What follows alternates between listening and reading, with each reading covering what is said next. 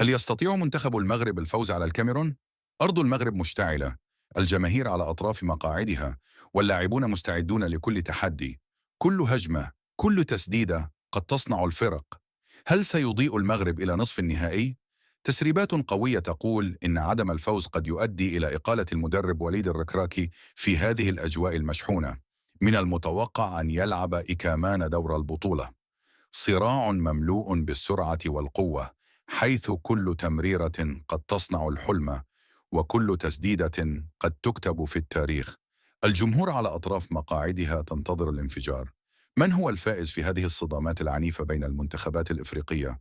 أسود غرب إفريقيا مع نسور مالي، صراع مملوء بالسرعة والقوة، حيث كل تمريرة قد تصنع الحلم، وكل تسديدة قد تكتب في التاريخ. المباراة الأكبر على أرض أسود المغربية. الكاميرون القوي صاحب الخبرة يواجه المغرب الحالم بالانتصار أمام جماهيره. كل هجمة وكل هدف محتمل يلهب الاستاد. عمالقة شمال إفريقيا يلتقون بالنسور الخضراء النيجيرية. الجزائر بخطيها المحكمة، ونيجيريا بإبداعها الهجومي. إثارة وتكتيك بلا توقف.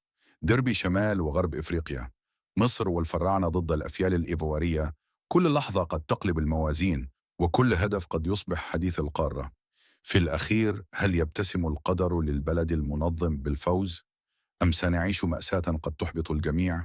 أظن أن الكل متفائل.